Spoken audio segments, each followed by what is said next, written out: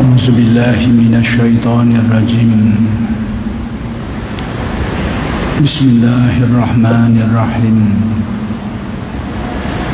السلام عليكم ورحمة الله وبركاته. الحمد لله رب العالمين، وبه نستعين. اللهم صل على سيدنا محمد النبي الأمي وعلى آله وصحبه وسلم. رب اشرح لي صدري ويسر لي أمري واحلل عقدة من لساني يفقه قولي. ولا حول ولا قوة إلا بالله العلي العظيم. إلهي أنت مقصودي ورضاك مطلوبي، أعطني محبتك ومعرفتك. الحمد لله والشكر لله. Kita bersyukur kehadrat Allah Subhanahu wa Ta'ala yang telah mencipta kita, memberi kelangsungan hidup bagi kita, dan mengurniakan kepada kita nikmat-nikmatnya yang sangat banyak. Mudah-mudahan segala nikmat-nikmat yang dikurniakan itu sentiasa dikurniakan kepada kita dan dijadikan kita orang-orang yang mensyukuri nikmat. Mudah-mudahan dengan berkat syukur Allah Subhanahu wa Ta'ala bukan saja mengekalkan nikmat yang sedia ada ini, malah ditambah lagi dan digandakan lagi dengan nikmat-nikmat yang lain.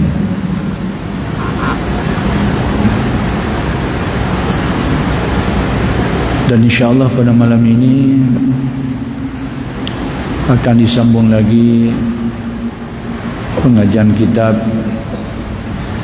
Futuhul Ghaib karya Syekh Abdul Qadir Al-Jilani qaddasallahu sirrahu.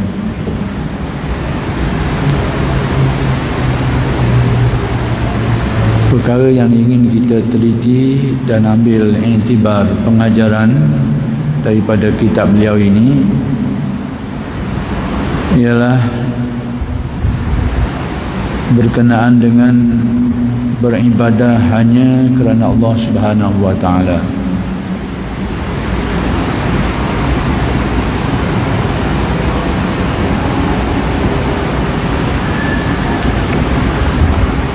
Sebelum itu telah dinyatakan oleh Syekh Abdul Qadir berkenaan dengan menghindari dunia. Jadi saya rasa di bahagian penghujungnya itu masih belum saya sempurnakan. Saya akan sambung sikit untuk menghabiskan perkara yang kelima yang disebut oleh Syekh Abdul Qadir, iaitu menghindari dunia. Kata Syekh Abdul Qadir, tutuplah hidung dan telingamu dari bau dan suara hawa nafsu, walaupun segala kenikmatan yang tersimpan di dalamnya menghampirimu. Jadi Syekh Abdul Qadir menasihatkan kita supaya menutup panca indera kita daripada tarikan pengaruh nafsu yang buruk. Jadi hendaklah kita fahami baik-baik nasihat Syekh Abdul Qadir ini. Apa yang dimaksudkan oleh Syekh Abdul Qadir supaya menutup hidung dan telinga, yakni panca indera kita, daripada terpengaruh dengan tarikan-tarikan keduniaan. Jadi artinya kita tahu bahawa panca indera kita ini adalah saluran kepada kalbu kita.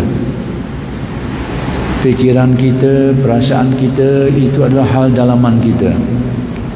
Tapi panca indera lah salurannya yang akan mencorakkan, akan memberikan banyak corok ke dalam kalbu kita. Sama ada corok tu corok yang baik atau corok yang buruk. Panca indera lah. Jadi Syekh Abdul Qadir di sini menasihatkan kita supaya menutup panca indera ini daripada pengaruh-pengaruh keduniaan. Jangan sampai panca indera kita ini menjadi saluran kepada dunia memasuki qalbu. Jadi dapat kita faham daripada nasihat Syekh Abdul Qadir ini bahawa beliau menganjurkan kita supaya menjaga qalbu, jangan sampai dipengaruhi oleh pengaruh-pengaruh keduniaan, pengaruh-pengaruh hawa nafsu. Dan itulah sebenarnya inti daripada ajaran tasawuf. Tasawuf tidak mengajar kita untuk membuang pemilikan kita itu, kerana pemilikan kita itu boleh diguna pakai untuk manfaat akhirat. Bukan itu yang diajar dalam tasawuf, membuang pemilikan. Hak kita milik, hak kita ada, kita buang semuanya. Kerana atas keyakinan, atas pandangan semua ini dunia. Itu adalah pandangan yang keliru. Dunia atau tidak sesuatu perkara itu bergantung kepada penggunaannya dan bergantung kepada pemiliknya.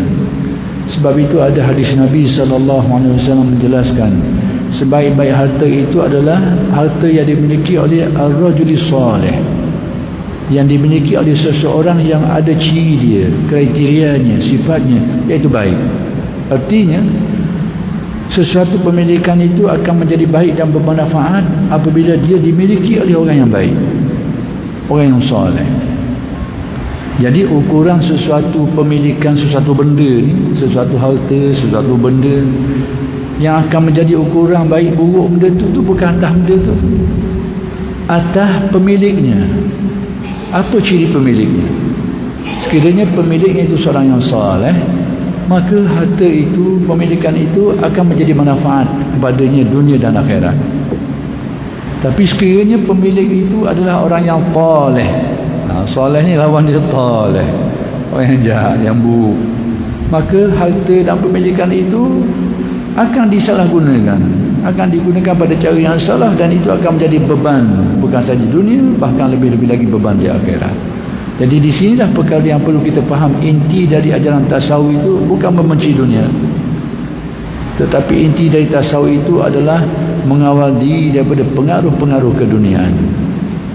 Maka di sini Syekh Abdul Qadir berpesan kepada kita supaya menutup hidung kita, telinga kita, yang ini saluran panca indera kita, yang menjadi lubang untuk kita dipengaruhi oleh tarikan-tarikan nafsu buruk yang berkaitan dengan hal-hal keduniaan ini.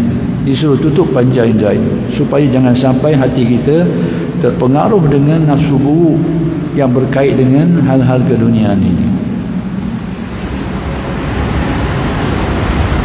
Allah Subhanahu wa taala telah berfirman kepada nabi pilihannya,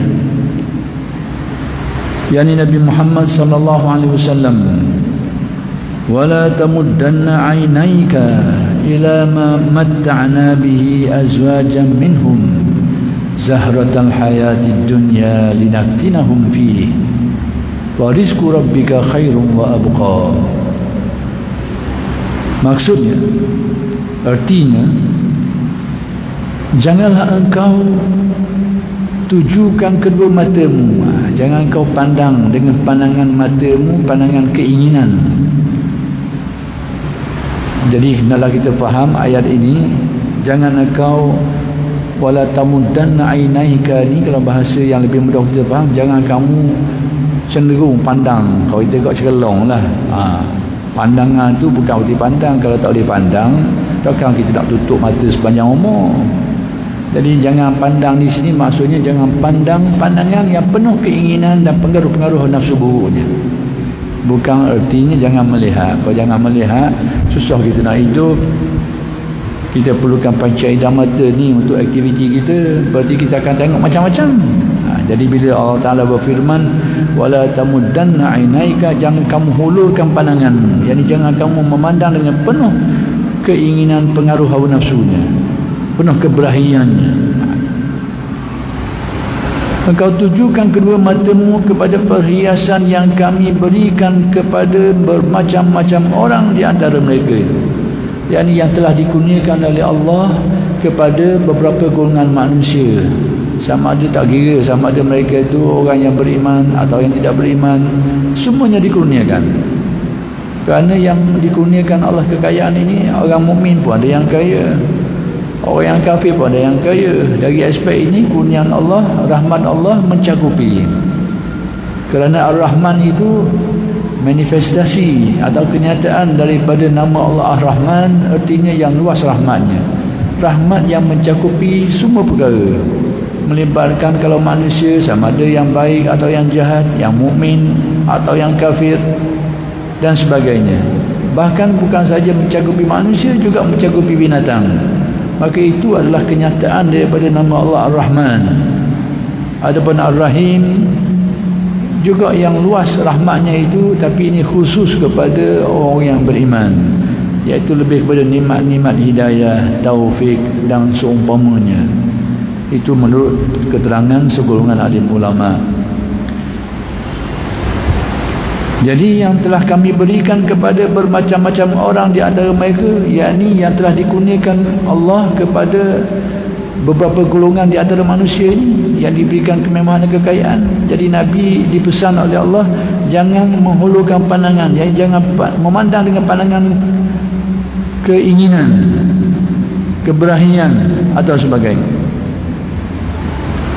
Sebagai bunga kehidupan di dunia. Jadi Allah Ta'ala menyatakan bahawa apa-apa yang dikurniakan itu diumpamakan seperti zahratul hayah, tamsilannya seperti bunga. Apa yang kita faham dari tamsilan ini? Bunga ini sesuatu yang menarik perhatian. Manusia pun suka. Bukan saja manusia, binatang pun suka. Binatang-binatang suka kepada bunga-bunga ini. Dia ada tarikan ni, tarikan dari segi rupa yang menarik, bau yang harum. Maka dunia digambarkan di dalam ayat ini, ditamsirkan seperti bunga, iaitu memiliki daya tarikan. Jadi Nabi diajarkan Allah supaya jangan memandangnya dengan pandangan keinginan, pandangan keberanian dan sebagainya. Baik, kenapa demikian? Supaya mereka kami cobai dengannya, kerana semua itu menjadi dugaan, menjadi cubaan. Jadi sekiranya manusia berjaya menepuh dugaan itu, maka dunia itu membawa kebaikan kepadanya. Sekiranya kita gagal dalam menepuh ujian pemberian pemilikan ini, maka kecelakaanlah yang akan kita tanggung. Jadi baik buruknya atas kita, apakah kita dapat menempuh pemberian itu sebagai satu dugaan daripada Allah. Kalau kita berjaya melalui dengan baik, alhamdulillah, dunia menjadi kebaikan untuk kita, dunia dan akhirat.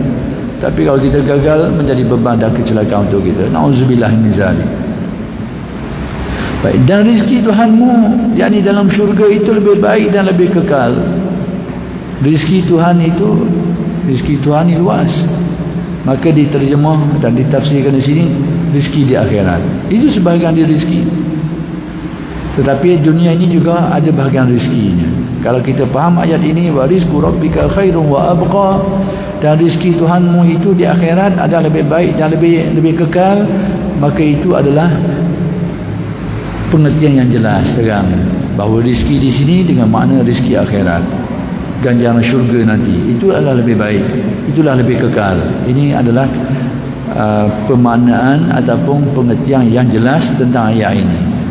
Tetapi rezeki juga boleh kalau kita nak fahami rezeki di dunia ini. Lalu apa lebih baik?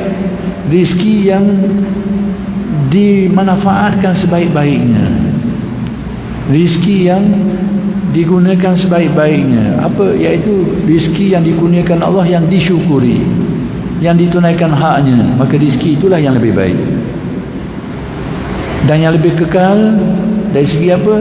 Dari segi sekiranya rezeki itu kita guna pakai, kita syukuri, disyukuri, ditunaikan hak-haknya, maka dia akan menjadi sebab kepada mendapat rezeki yang lebih kekal, iaitu kurniaan syurga di akhirat, pemberian Allah di akhirat. Jadi apa yang dapat kita faham daripada ayat ini, Nabi dilarang daripada memandang kepada apa-apa yang dikurniakan Allah kepada golongan manusia, termasuklah yang dikurniakan kepada orang-orang yang tidak beriman, supaya jangan memandang dengan pandangan keinginan. Kenapa? Semua itu adalah dugaan, semua itu adalah ujian, bukan dengan erti anugerah. Sebab kalau anugerah ni maknanya makna baik, apa yang Allah Ta'ala beri dengan pemberian kebaikan. Tapi kalau Kalau pemberian itu dengan makna menjadi satu bentuk dugaan, maka itu kita tidak dinamakan sebagai anugerah. Bila sebut anugerah ni, Allah Ta'ala beri adalah beri kebaikan. Tapi ada pun satu bentuk pemberian, semata-mata pemberian yang merupakan satu dugaan, maka belum tentu lagi lah. Boleh jadi baik untuk orang tu, boleh jadi tak baik. Bergantung bagaimana seseorang tu menghadapi dugaan-dugaan pemberian itu, memenuhi tuntutan-tuntutannya dan sebagainya.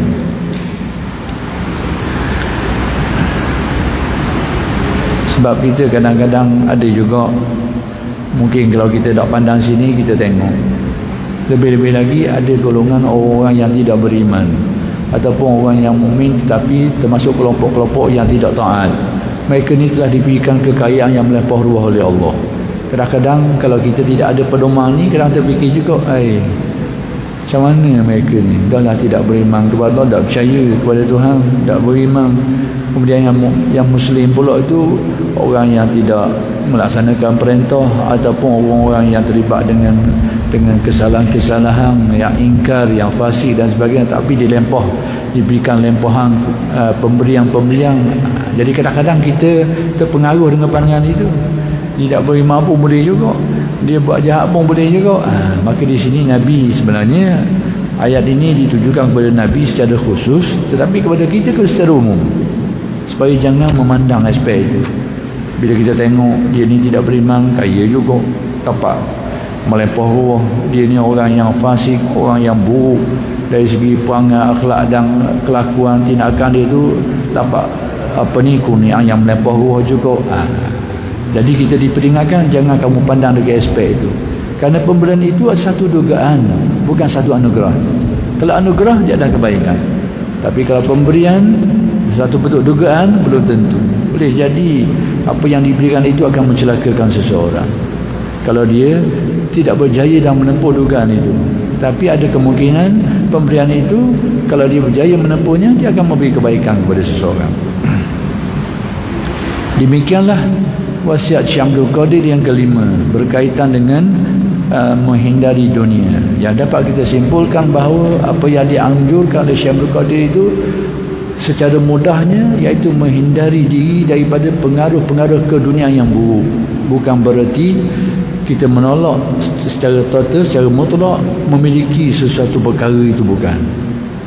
Kerana pemilikan terhadap sesuatu perkara itu bukanlah bererti buruk perkara itu. Buruk itu bila pemilikan itu menjadi beban kepada kita kerana kita salah guna benda itu dan kita tidak syukurinya. Adapun wasiat Syekh Abdul Qadir yang keenam, iaitu mengenai beribadah hanya kerana Allah Subhanahu wa taala. Sebab tadi itu dikaitkan dengan pesan Syekh Abdul Qadir berkaitan dengan dunia ni. Sebab apa? Sebab dunia ni merupakan dugaan lah.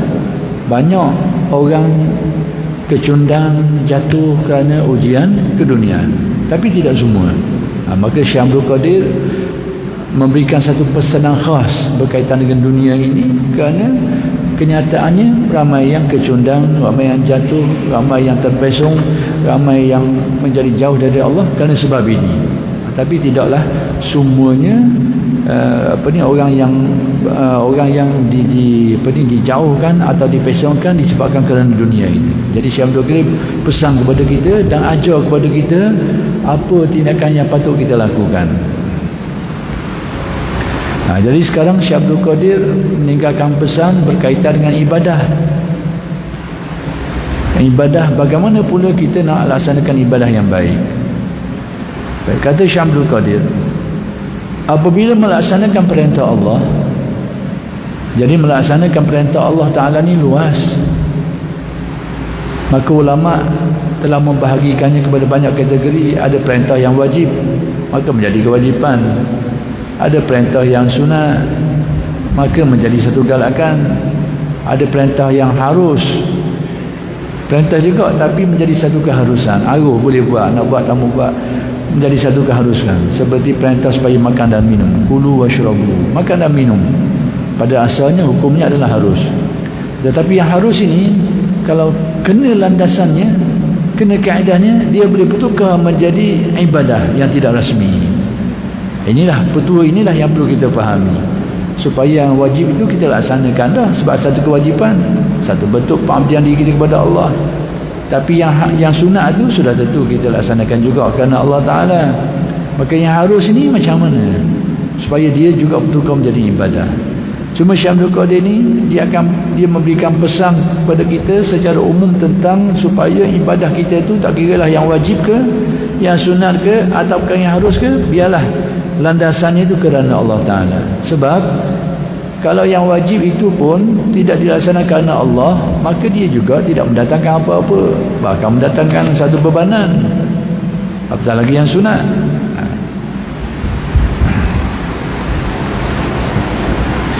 Baik, apabila melaksanakan perintah Allah, tanggalkan pandangan manusia yang tertuju kepadamu. Sang Abah Syekh Abdul Qadir, bila kita laksanakan perintah Allah, tak kira lah umum ni, kewajipan ke, sunat ke, yang harus ke, perintah atau perintah yang bersifat larangan, perintah jangan buat, larangan. Jadi perintah yang bersifat larangan pun banyak tahapan dia. Ada perintah yang melarang kita, mengarahkan kita supaya meninggalkan satu bentuk kemestian, mesti buat, itu hukumnya haram. Jangan minum arak, jangan mencuri, jangan berzina dan sebagainya. Itu perintah larangan, perintah juga tapi dalam bentuk negatif, larangan. Yang bentuk kemestian, maka itu adalah hukumnya haram. Ada juga perintah yang bersifat larangan ni tapi tidaklah sampai darjah haram, maka jatuh hukum makruh. Dan demikianlah. Jadi benda-benda macam ni haram, wajib, haram, sunat, makruh, memang tidak ada dalam senarai Al-Quran dan Sunnah. Semua ini adalah merupakan suatu yang diistilahkan oleh ulama. Bukan benda tu tak ada, nama tu tak ada. Hari ni ada orang keliru tentang perkara ni. Dia nak cari nama, ada benda tak ada nama je, kita tak ada lalu. Hari ni nyakit mikir orang kita hari ni. Cara berfikir seperti inilah yang mendorong setengah sahabat-sahabat kita ni, alim ulama ataupun ahli-ahli ilmu kita ni, yang memfatwakan sembahyang sunat tak ada. Ni sebab cara mikir macam dia. Sembahyang sunat hajat, bukan sembahyang sunat tak ada, sembahyang sunat hajat dia kata tak ada.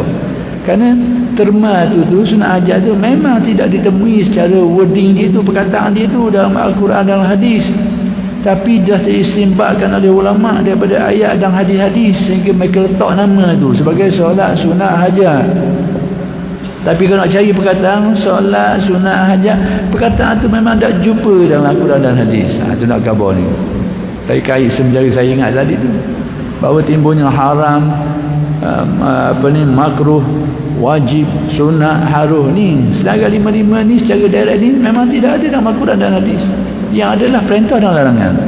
Cuma ulama meneliti, perintah ada banyak bentuk perintah, ada banyak bentuk larangan. Ini kerja ulama usul fiqh belaka ni. Anak kabarnya bahawa ulama mengeluarkan ada wajib, ada yang sunat, ada yang haram, ada makruh, harus. Nama-nama ni memang tidak ada secara direct dalam Al-Quran dan hadis, tapi difatwakan ulama. Sebab apa? Itu adalah merupakan kepakaran keahlian ulama kita, usul fiqh ni, ulama usul fiqh. Cuma saya nak kabarnya ada gaya berfikir hari ni. Bila tak ada terma yang direct ni, tak ada lalu tu. Antara contohnya tadi lah, adanya pandangan-pandangan kata tak ada solat sunat hajat ni, tak ada. Tak ada dah sekarang. Kenapa? Memang tak jumpa jari. Jadi kita kena faham lah, benda ni kena rujuk pada ulama usul fiqh.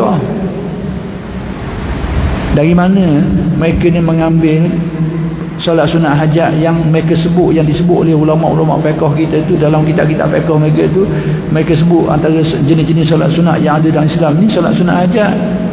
Dari mana mereka ambil benda ni? Itu kerja-kerja ulama usul fiqh, faqih. Tapi kita mari gaya berfikir baru ni. Ini gaya fikir orang alim, yang lebih alim daripada yang alim. Payah juga gitu tu. Kali tak ada. Kita tengok lah, bukan saja salat sunat hajat tak ada, ada lagi salat sunat lain yang tak ada lagi. Yang kerak pas satu-satunya loroh, pas seloroh. Tengoklah, tak percaya. Berpucing gaya berfikir ni, gaya berfikir. Ini adalah kerja ulama-ulama kita, fuqaha, ahli fiqh, ahli usul fiqh. Ini kerja mereka ni. Kalau kita tidak mahir dalam perkara tu, dak rojok pada mereka ni, akan timbullah gaya berfikir-fikir yang sosang macam ni.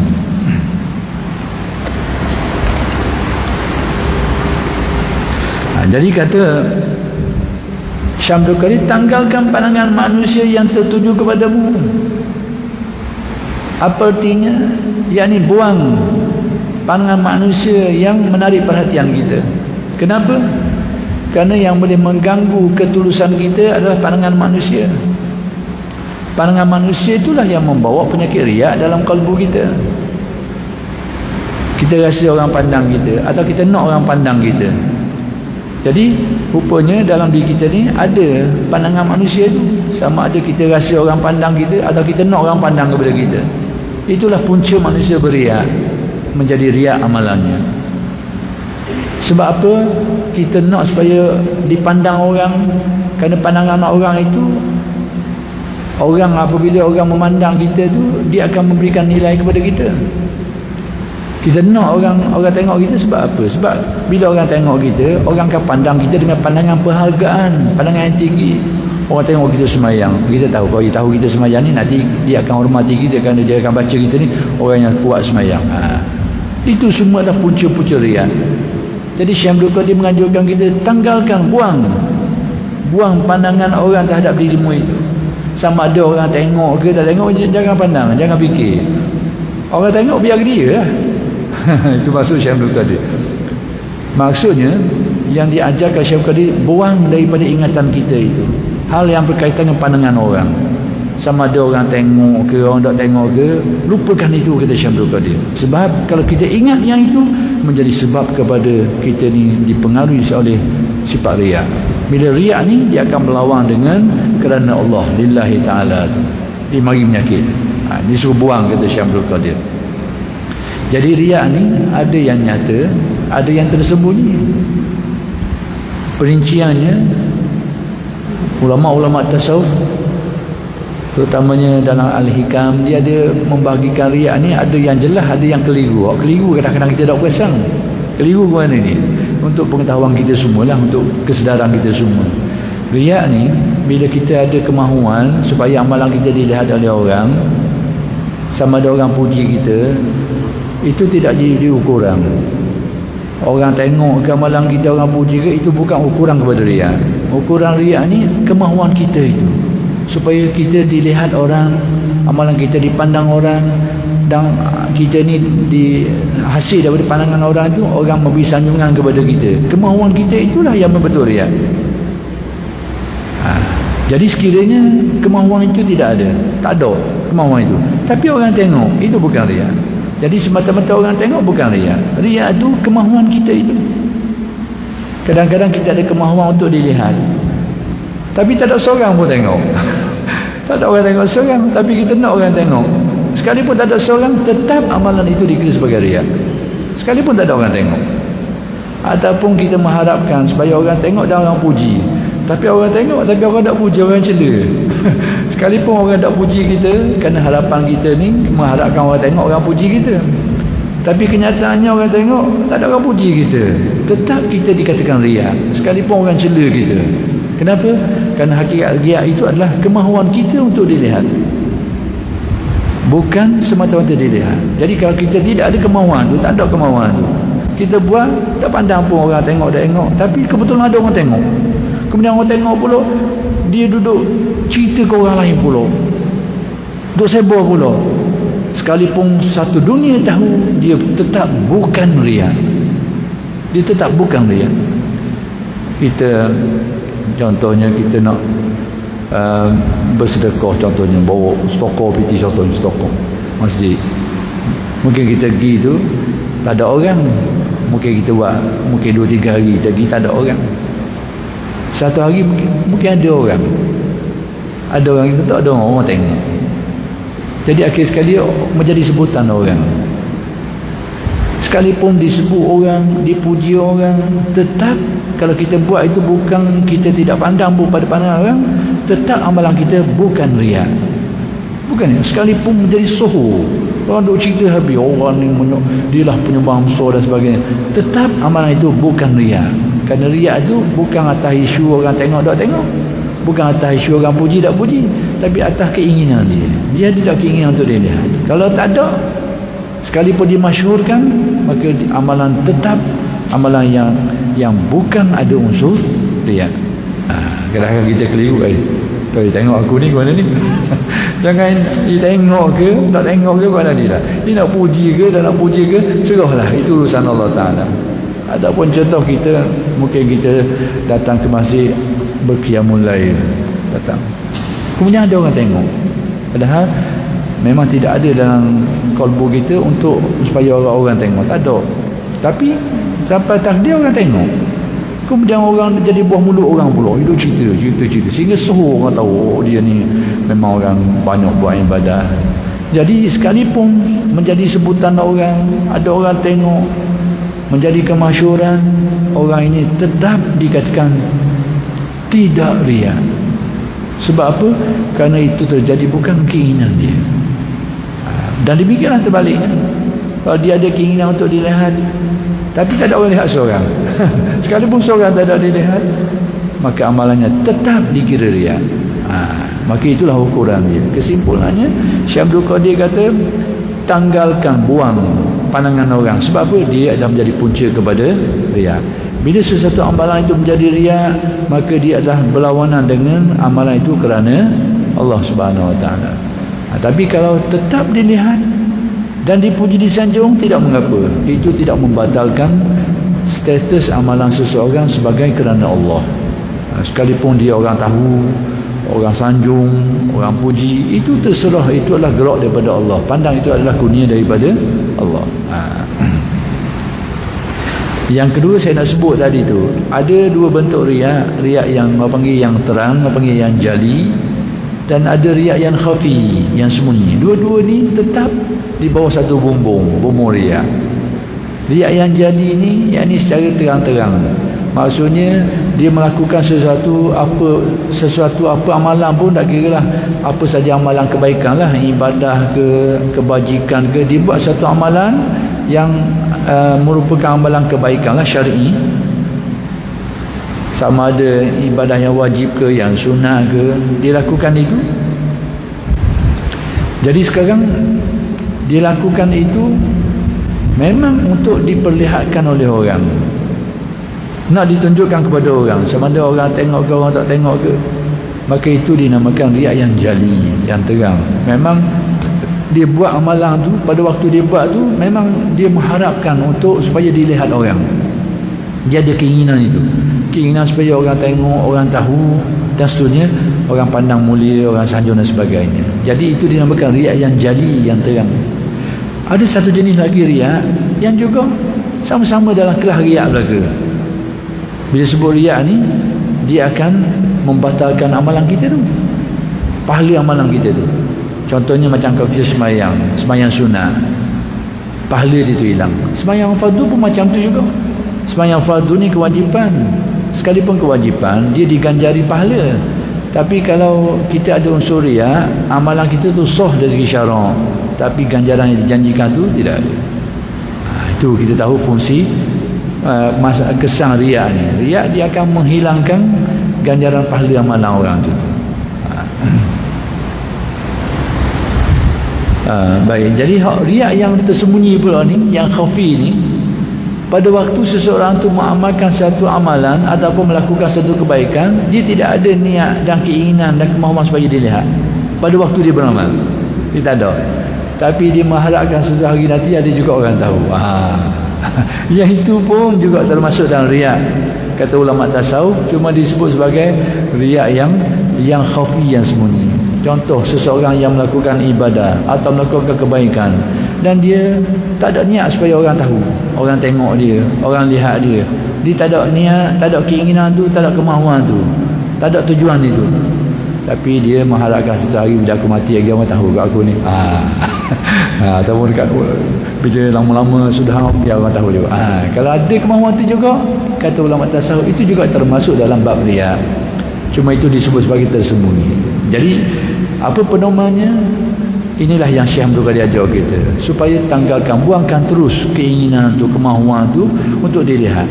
Orang tengok ke, biarkan.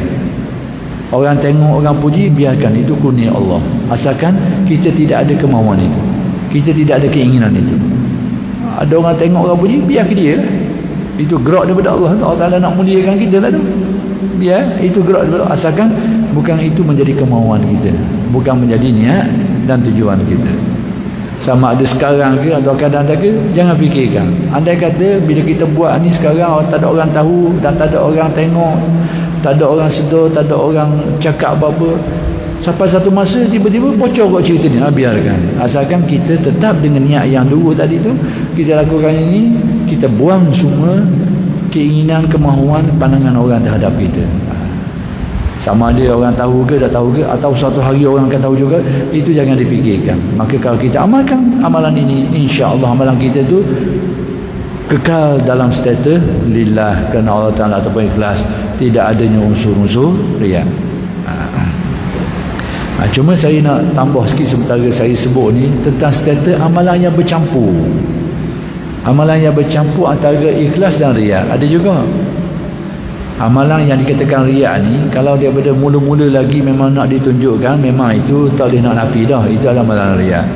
Bagaimana amalan yang campur? Amalan tu mula-mula ikhlas, tengah jalan dicampur dengan riya sekali, separuhnya dicampur dengan riya. Sekerat jalan bermula dengan keikhlasan, lepas tu tiba-tiba tengah jalan tu atau sebahagiannya tu dicampur dengan riya. Macam mana status amalan ni? Jadi ulama-ulama tasawuf telah memberikan huraian lah. Oleh kerana benda ni tidak dijelaskan secara jelas dalam hadis tentang perkara yang semacam ini, maka ulama-ulama tasawuf dengan ijtihad mereka itu, dengan kalimah mereka itu menghuraikan, menjelaskan kepada kita tentang statusnya itu. Jadi ada setengah alim ulama memberikan kita dhabit, ukuran. Kita nak buat ukuran ke mana? Dia kata tengok mana usul, mana furu'. Dari aspek tu, mana usul, mana furu'. Kalau usulnya riya, memang semuanya itu dikira riya. Tapi kalau usulnya tidak riya, furu'nya itu riya, maka ada pahalanya tapi tidak lengkap, bergantung pada qadar riya tadi tu. Contohnya dia sembahyang sunat, awal sembahyang dia tu memang tidak ada tujuan lain kecuali tujuan kerana Allah Ta'ala. Tak ada dah, itu usul dia, asal dia niat dia. Tapi bila tengah-tengah sembahyang ada orang, dia panjangkan sikit sembahyang dia, dia lamakan sikit. Sepatutnya sembahyang 2 rakaat tu kadang-kadang biasa, bila tengok orang ramai ni, dia baca ayat panjang sekali, dia panjangkan, rokoknya lama sekali, sujud lama sekali. Jadi kerak mari kerak jalan. Itu adalah furu' cabang dia tu, usul sembahyang dia tu ikhlas. Maka kata ulama tasawuf, amalan ini diterima, tapi nilai yang qadarnya menurut qadar usul dia, ikhlas dia tu. Itu. Ada setengah ulama beri dhabit lain. Dhabit lain dia kata tengok peratusan. Tadi tengok usul mana furu', mana hak asal dia, mana hak mari ke dia ni, cabang dia. Pandangan kedua ni dia kalangan alim ulama tasawuf ni. Dan ini kalau tak silap saya disebut dalam Syarah Al-Arba'in An-Nawawiyah. Ada salah satu syarah kita, syarah kita hadis kita Al-Imam An-Nawawi tu, Al-Arba'in Nawawiyah. Ada di antara beberapa syarah tu yang sebut tentang perkara ni lah. Boleh rujuk kalau tengok balik. Jadi ada di antara alim ulama tasawuf ni dia buat ukuran peratusan. Hak mana besar antara riya dengan antara ikhlas dengan riya. Sekiranya dorongan keikhlasan kita tu 60%, 70%, ada sikit dorongan riak tadi tu, maka dia dikira diterima menurut kadarnya tu. Tapi sekiranya dorongan riak yang mendorong kita beramal tu, dorongan apa yang mendorong dia buat tu? Sekiranya dorongan riak tu lebih besar, mendorong dia buat benda tu 70%, 80% dorongan riak, 20% je ada kerana beribadah tadi tu, maka tertolak. Ini pedoman-pedoman, dhabit-dhabit yang disebut oleh ulama-ulama kita dalam menilai amalan yang jadi campur antara ikhlas dengan riya. Tapi kalau memang asal ibadah tu sudah riya, itu tidak ada khilaf lagi lah, amalan itu ditolak dari segi penerimaannya. Baik. Kemudian kata Syekh Abdul Qadir lagi, dan tanggalkan kepentingan peribadimu. Buang kepentingan peribadi kita. Baik, kepentingan peribadi kita ni banyak. Ada yang dilarang, ada yang tidak. Ada yang merosakkan amalan itu, ada yang mengurangi nilai dia, kepentingan peribadi kita. Baik, sekiranya kepentingan peribadi kita itu panggil khusus nafsiyah ni, iaitu tuntutan-tuntutan nafsu buruk duniawiyah ni, dunia kita ni, seperti riak tadi itu kepentingan peribadi kita. Kita buat amalan, kita ada kepentingan peribadi kita supaya orang tengok, orang pandang mulia kita, orang sanjung kita. Itu riak. Yang ini adalah perkara yang tercela. Ini duniawiyah. Kita boleh pecahkan kepentingan kita ni ada dua. Satu bersifat duniawiyah, satu je bersifat ukhrawiyah. Saya nak sempurnakan sikit lagi huraian sikit je. Jadi kepentingan kita ni ada dua bentuk, duniawiyah, ukhrawiyah. Duniawiyah ni pula ada dua, boleh pecah pada dua. Kepentingan duniawiyah kita ada yang buruk yang dicela. Tadilah antaranya riak. Sebab riak tu ada unsur kepentingan kita. Kita nak tunjukkan amalan kita tu supaya orang tengok, supaya orang sanjung kita. Itu kepentingan diri kita lah. Orang puji kita, orang pandang mulia kita, orang hormat kita dan sebagainya. Itu bahagian kepentingan dunia yang buruk. Tapi bagaimana kalau ada kepentingan dunia kita tidak seperti itu? Seperti kita mengamalkan satu amalan, buat satu kebajikan, kita mengharapkan kebaikan-kebaikan dunia supaya hidup kita ni selamat, supaya kita ni berkah. Itu kepentingan kita juga, duniawi juga, supaya Allah Ta'ala murahkan rezeki kita, supaya Allah Ta'ala lindungi kita atas amalan yang kita buat ni. Amalan yang kita buat, kebaikan yang kita buat, mudah-mudahan kita dapat berkat dunia kita ni, selamat kita, afiat kita, sejahtera kita, rezekinya dipermudahkan Allah dan sebagainya. Itu juga kepentingan duniawi kita. Yang ini boleh, tidak dilarang, cuma dia mengurangi nilai keikhlasan. Jangan kata tak ikhlas. Orang yang membaca, contohnya dia baca ayat kursi, mudah-mudahan Allah Ta'ala jaga dia, lindung dia, berkat dia, oh murni amal tak ikhlas. Jangan kata tak ikhlas. Sekalipun ada kepentingan di situ, kepentingan dia supaya Allah Ta'ala jaga dia, itu kepentingan dirinya dan sifatnya duniawi, supaya Allah Ta'ala jaga dia, lindung dia. Itu amalan seperti ini dari segi keikhlasan masih dikira sebagai ikhlas, masih dikira sebagai ikhlas, cuma tingkatan keikhlasannya saja yang kurang. Demikian juga kepentingan akhirat kita. Apa kepentingan akhirat? Antara kepentingan akhirat kita mendapat apa yang dijanjikan Allah, syurga, nikmat dalam syurga yang bermacam-macam tu. Jadi kalau kita mengamalkan satu amalan, melakukan satu kebajikan, lalu kita mengharapkan ada kepentingan tu, kepentingan supaya Allah Ta'ala kurnia kita di akhirat nanti nikmat-nikmat syurga dan ganjarannya itu. Itu kepentingan kita juga, tapi ukhrawiyah. Yang ini juga dikira sebahagian daripada keikhlasan, bukan riak.